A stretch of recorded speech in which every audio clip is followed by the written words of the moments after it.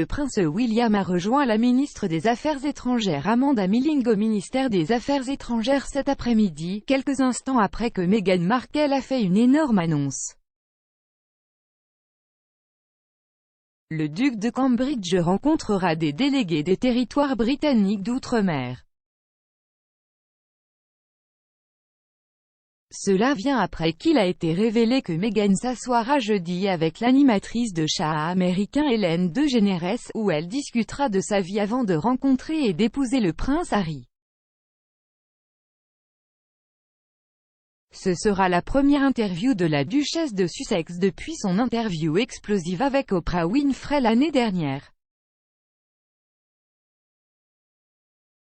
Le prochain engagement public de la reine reste peu clair, selon un expert, lorsqu'on lui a demandé si la reine serait vue dans des engagements publics dans un proche avenir après son absence du service commémoratif de dimanche. Richard Fitzwilliams a déclaré qu'il n'était pas clair quand cela pourrait être.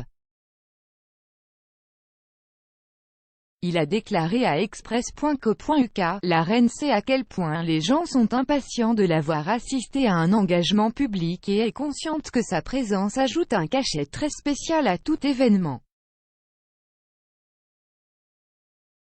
Il a ajouté, elle est actuellement, sur les conseils de ses médecins, et effectuant des tâches légères, y compris son attention quotidienne diligente habituelle aux boîtes rouges contenant des affaires gouvernementales. On ne sait pas quand elle pourra personnellement assister à des événements. En attendant, elle s'est avérée un maître de la diffusion virtuelle. Harry et Meghan ne reviendront pas en Grande-Bretagne pour passer Noël avec la reine.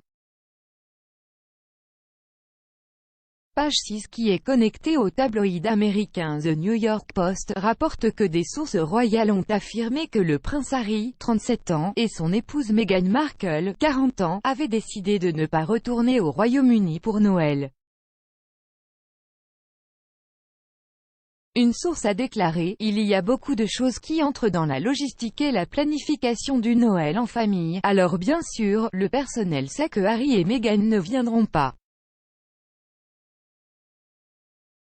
Ils ont ajouté, s'ils l'étaient, ils l'auraient déjà communiqué à leur famille. Mais c'est le premier Noël de Sa Majesté sans son mari, alors on aurait pu espérer qu'il voudrait être avec elle. L'amour des animaux a rapproché Meghan Markle et Ellen DeGeneres. Le Mirror rapporte que la duchesse de Sussex et Ellen DeGeneres se sont rencontrées pour la première fois alors qu'elles visitaient le même refuge pour chiens de Los Angeles en 2012.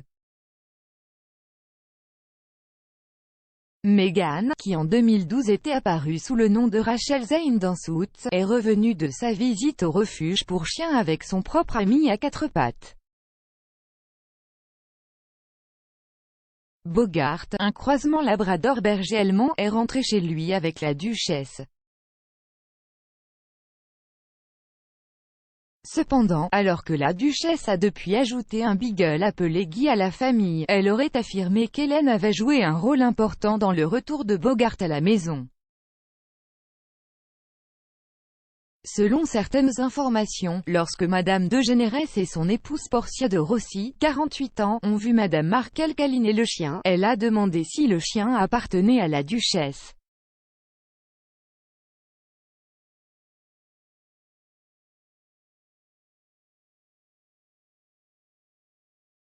Selon le Mirror, Meghan a déclaré, « C'est un peu comme quand Oprah vous dit de faire quelque chose.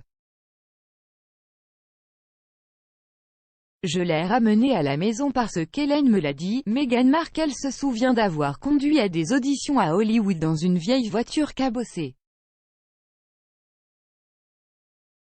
Dans un aperçu de son entretien avec l'animatrice de l'émission de discussion américaine Ellen DeGeneres, la duchesse de Sussex a raconté ses voyages dans les mêmes studios dans lesquels elle était assise pendant l'entretien des années plus tard.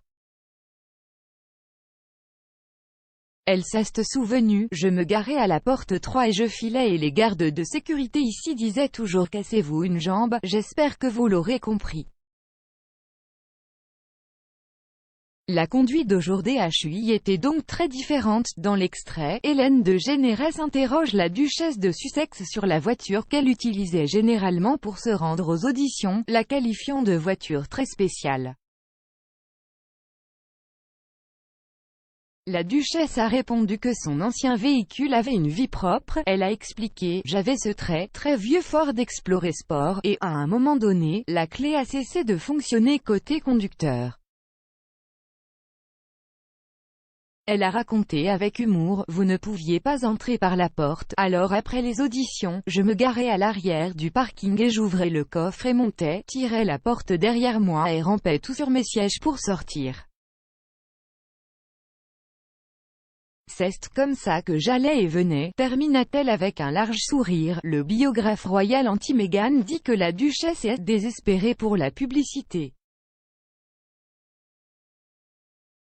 L'experte royale et critique vocale de Meghan, Angela Levin, a qualifié la duchesse de Sussex de impitoyable et de désespérée par la publicité avant la diffusion de son interview avec Hélène de Générès.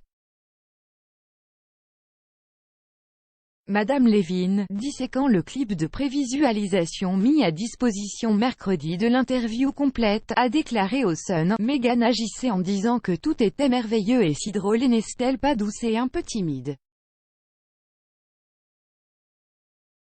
Et ça ne va pas vraiment marcher. Elle a affirmé que Meghan essaie d'être une fille ordinaire vraiment naturelle.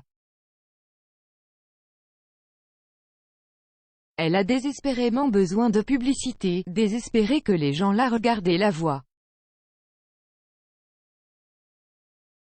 Madame Levin a en outre affirmé que l'annonce susciterait la terreur au palais de Buckingham, le souvenir de l'interview de Meghan et Harry avec Oprah Winfrey en mars étant encore frais dans leur esprit.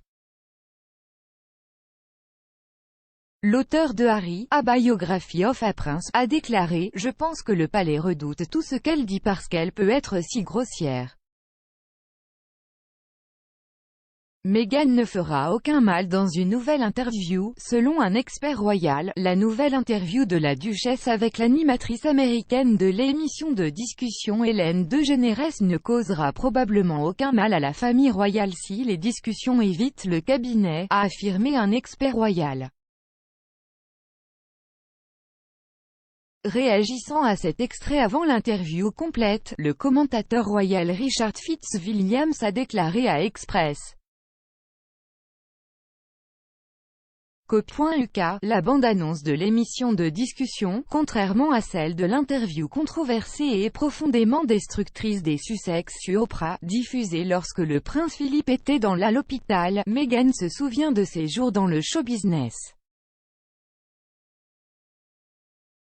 Il s'est exclamé, il n'y a pas de mal à cela, il a ajouté, ses détracteurs critiqueront l'obsession de la publicité et du contrôle de leur image qui semble caractériser les Sussex.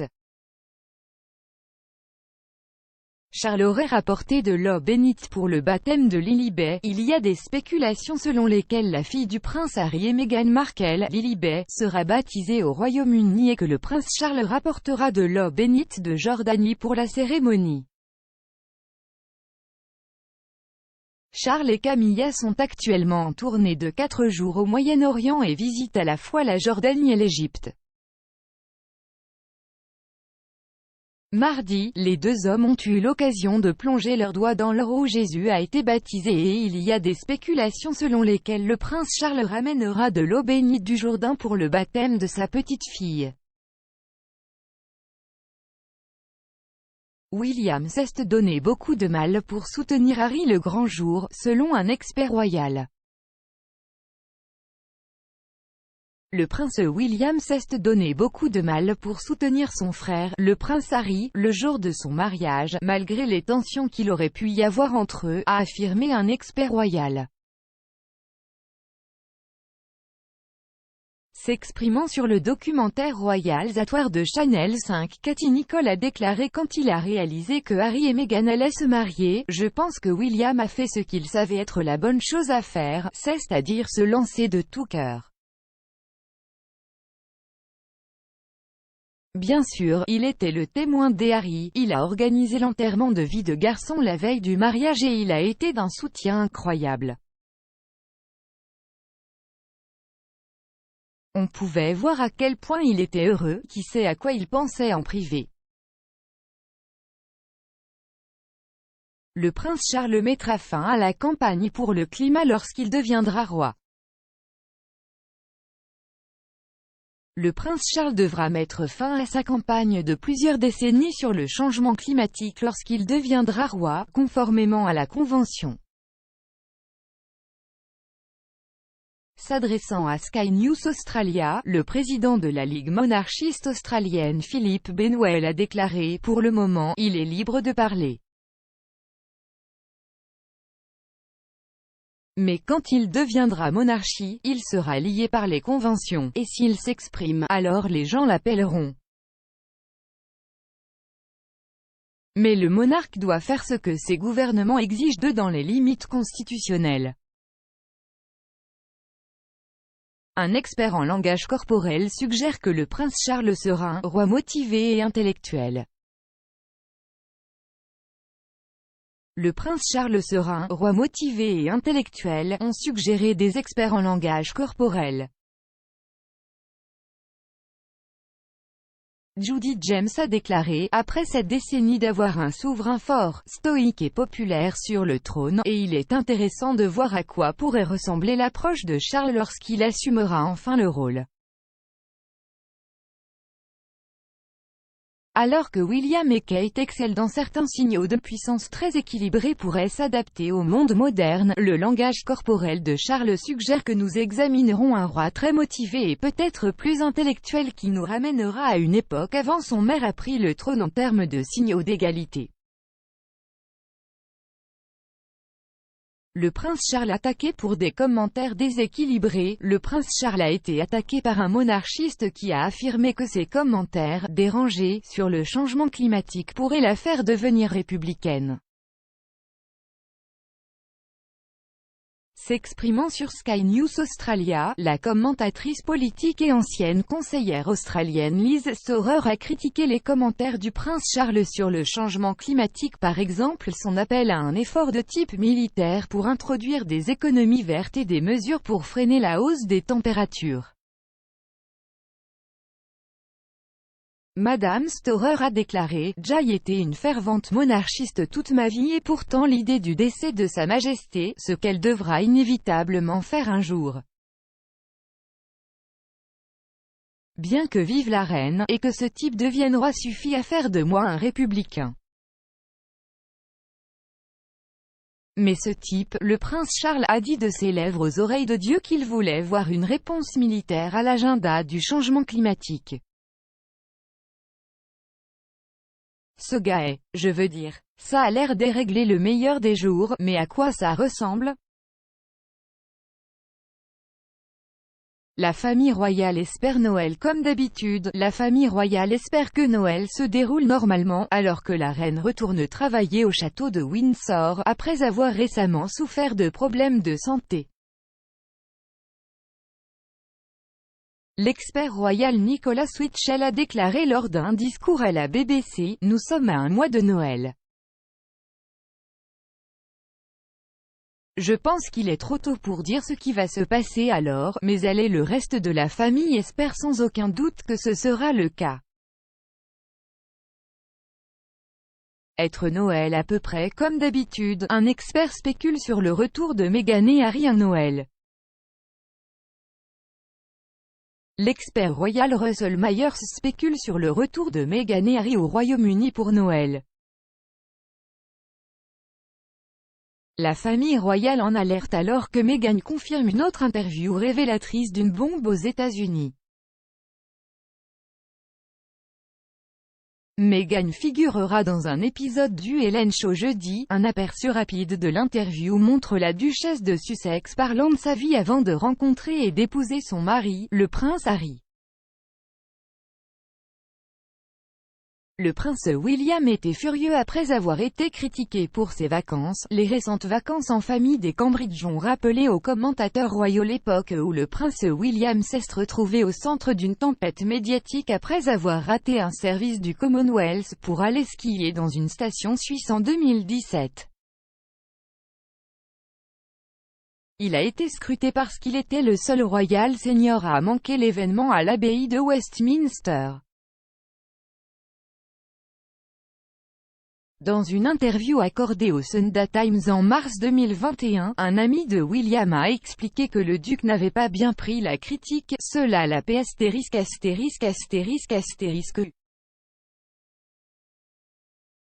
Il quittait la maison à 5h30 du matin, rentrait chez lui après la tombée de la nuit et sauvait des vies entre les deux, mais les gens critiquaient toujours son engagement envers son autre travail.